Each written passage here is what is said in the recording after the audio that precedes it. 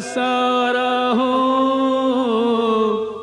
पर करनी के करने में भी है कुछ हाथ हमारा हो।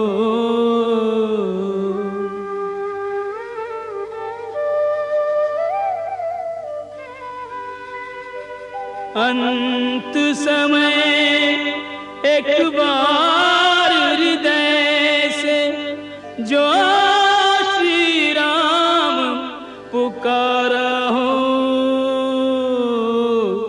राम विमुख ने राम सुमिर कर निज परलोक